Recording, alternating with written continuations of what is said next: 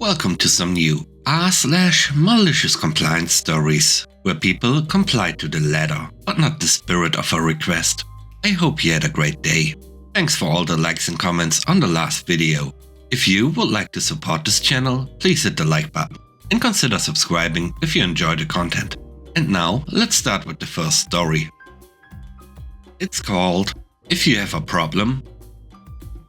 I work for a warehouse that specializes in computer equipment. It's generally very uneventful. Everyone is mostly nice to each other, save for one unsavory engineer. He had a reputation for being very belligerent and almost impossible to work with. But with a couple of months left till his retirement, people tended to leave him alone. I knew all too well he would be gone by summer, so I decided not to engage with him till he was gone. Cue this morning when I went to the warehouse to do some small inventory. And up comes the engineer, huffing and puffing. Without evidence, he started accusing me of messing around with some pallets he was working on. Calmly, I explained to him that I did not, and he can check the camera he installed in the warehouse to see that I did no such thing. He kept insisting that I did, growing increasingly angrier and starting cussing me out in a warehouse full of people. But I did not waver, and calmly insisted that he can just check the security footage he has access to. But the F-bombs just coming out. At this point, I calmly told him to breathe, cause he was getting out of control. And this is where it went from bad to worse. He started screaming and cussing even louder that he is 50 years older than me and I cannot tell him to do anything. I said nothing and watched as the engineer got redder and redder in the face. Eventually, he yelled, "If you have a problem with how I act, bring it up to HR or the boss," and stomped away. So, I did just that. I made a quick note of who was in the warehouse, noted the time, and asked 3 people to be my witnesses of what happened. So up to HR I went and pulled out every exhausting detail I can remember. I explained that I've been in enough companies to know that kind of treatment and verbal abuse borderlines harassment, if not a pure threatening behavior. I explained, very calmly, that I am not comfortable working in that environment, and I do not wish to escalate this situation anymore. I just wanted the incident documented and on record, in case the engineer tried to twist the story to management. HR said they would take care of it. 2 hours later, I found out the engineer was told to go home. And not even 20 minutes later after that, he had been made permanently working from home. And not even 20 minutes after that, I found out all the engineer's credentials had been revoked. His remote access to the company network was disabled, and his day-to-day duties were divided among other people. His final project is now to write up his tasks and how to do them. With 7 months left to his retirement, it's not looking very good that he'll be around till then. The next story is called A Simple Win. I work in an IT team for a large government department. One of my responsibilities is to invoice the various teams and departments that have workloads in our cloud environment.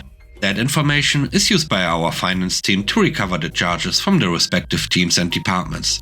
For a long time, the recovery charges were manually collated into a spreadsheet by admin staff and sent to finance to process. The relationship between the admin and finance was not the best. Lots of snotty emails flying back and forth about mistakes, missing cost centers, sign-offs and approvals, incorrect recoveries and otherwise minor things. It was made worse by finance changing their requirements every couple of months, refusing to do recoveries, and causing a lot of consternation and aggravation in general. One day, finance decided they needed evidence that we were informing customers of their charges. At this point, I was over it, which is when my malicious compliance came into play. They didn't specifically state how this evidence should look or how it should be delivered to them. I could have given them access to SharePoint, where the invoices were stored. I could have zipped the invoices and included them with the spreadsheet. I could have included a text log showing each invoice being sent. But these don't actually prove the customers received it, so I did the only feasible thing. Include finance on every invoice sent. There are a lot of invoices. I made the change and waited for the next invoice one. A few hundred emails get sent the following month, all CC'd to finance. As expected, finance suffered from verbal diarrhea, hit the roof and demanded to know why we were including them, and CC'd everyone, including my director. I responded with a simple, "Please refer to the attached email from you requesting evidence we are informing customers of the charges." Radio silence. It wasn't until the second month of getting these invoices that I was quietly asked to stop including finance. It seemed they didn't need evidence after all. These days, the relationship with finance has improved a lot. I automated the last remaining parts of the invoicing/recovery reporting. There have been no significant issues since. This is a far cry from the near constant issues each month for years. I even got a Merry Christmas/Happy New Year from them, which is a pretty nice win for me. The third story is called Proper Training. I was hired by an affordable housing finance and construction company about 3 years ago to be their sustainability coordinator. That job title is only a name, because they have literally not given me anything to do with the environment or sustainability, but instead are treating me as the assistant to everyone. This really was not what I was expecting. But hey, I am a team player. So a little more than 2 years go by, and I'm still doing the assistant stuff and swamped with work because of it. One of my bosses decides that I am not busy enough and decides to give me the role of safety supervisor for our entire construction portion of the company. You know, the 6 developments that we have under construction and the 200 plus employees. So, being the team player that I am, I decide to help out with that. I come to find out that we are over a year out of compliance with 3 of the 6 developments. So after like 6 weeks of trying to catch us up, I finally have all of the documents and application filled out. And I just need my boss to fill out a very small section and sign the documents, and I'm pumped about that. I caught us up 2 weeks before all of the major holidays, and right before I go on vacation. Nope, apparently not. My boss decides to not fill out any of the applications before I go on vacation, and before he goes on vacation. And that broke me. I was constantly told that this is extremely important, and that we needed to get these in as soon as possible. Instead of getting angry, I decided at that moment to make sure that we will be compliant with everything. So cue Malicious Compliance. As the safety supervisor, I am in charge of all of the training that the entire company goes through, which mainly applies to the people in the field. But the one thing that all employees have to do is harassment training. This harassment training takes about 2.5 hours to do if you are not a supervisor. If you are a supervisor, you have to take a 4-hour course. So I go to set this up and find out that my boss is not set up for the supervisor harassment training, and we can't have that. So I set my boss up with a 4-hour harassment training course, which, if I'm being honest, he really needs.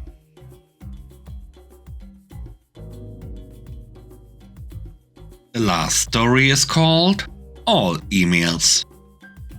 I'm a 30-year-old businesswoman who works in an IT service in a bank space.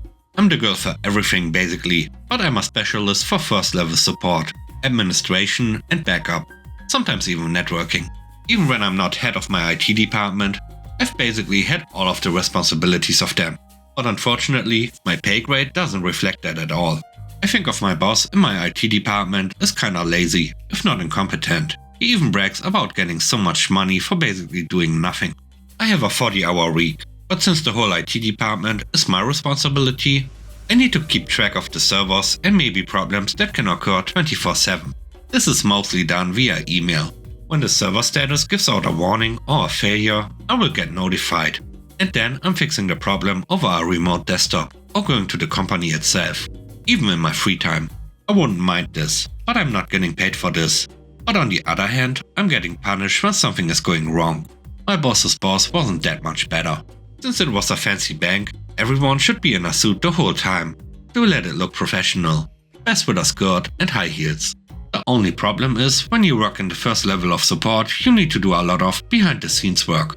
Things like slipping under the desk to do repair or cable management, doing work on the server rack, and doing lots of other activities that make you dirty. You can imagine that this wears out my business clothes really fast. And not only that, they were impractical and really made my work harder. So I changed my clothes to a comfy hoodie and work pants to fit the work I'm doing a bit better. When my boss saw me, he was furious. He demanded I can't look like a poor hobo inside his bank. I told him that I demand work clothes for both occasions because they are expensive and get worn out quickly. He refused, and I wasn't really happy about this. Someday, my boss's boss, head of the whole company, called me. He had a plan. He wanted to create quiet hours, meaning he didn't want his employees working on weekends to let them rest properly. At first glance, you could say, hey, that's a nice idea. Yeah, no. He just didn't like to pay them for overtime. because he got in some legal trouble with overtime paying in general. Not only that, some employees have strict deadlines and need extra time to get work done. To actively ensure nobody can work over the weekend, he wanted the following. Please make sure no one can access their emails and remote desktop over the weekend. No exceptions. Since we had a ticket system and be able to attach emails to tickets, I asked him to write an official work task. I like everything documented. In this way, I have something to protect and secure myself if the task I was given is incorrect. And it's exactly this that saved me. So, I was at my office desk again, thinking how to get the task done and what implication it will have. And then, it was clear to me what it meant. The email came from my boss with the task, and indeed he wrote, "For everyone, no exceptions." I was thinking to myself, should I write them the implication it would have? After thinking, I thought of how I am treated as a worker, and I decided against it. I was working immediately on this task and made an automated process to block every access to emails from Friday 6 PM to Monday 6 AM. The weekend came.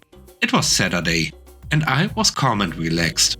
If you have not noticed by now, cutting down everyone's emails means of course that I don't receive any updates on the servers.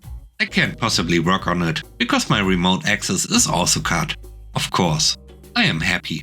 It is still Saturday, middle of the day. I'm cooking myself and my husband a nice meal. And my telephone rings. It's my boss's boss. He talked with a stressed voice and told me that he can't access his emails. I needed a second to process this. I responded, that doesn't surprise me at all, since he ordered me to cut everyone's email access without exceptions.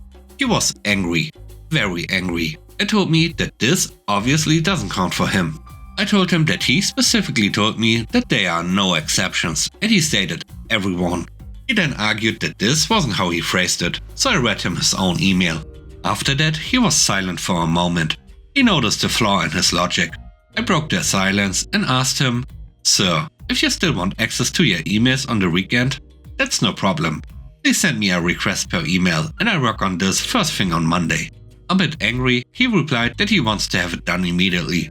I calmly explained to him that I can't do that, since my remote access is also blocked as he ordered. He hung up. 10 minutes later, he calls me again. He asked me calmly if I can fix the problem right now when he pays me for my overtime. He also wants me to be available at any time, meaning I should receive my emails and be able to remote work, and that this will raise my pay grade by a lot. I thought that this is the perfect opportunity. I agreed to that condition and pay raise, but only when my coworkers and I finally get work close. He agreed. Since then, my work situation drastically improved, and mostly only because I maliciously complied, well aware of the consequences of the given task. And with that, we end today's video. Let me know what you think about the stories. On a scale of 1 to 10, how would you rate the stories and today's video? I hope you enjoyed the video. If you like what I do and want to support me, please subscribe and hit the like button. I hope you have a great day. Stay safe. Bye bye.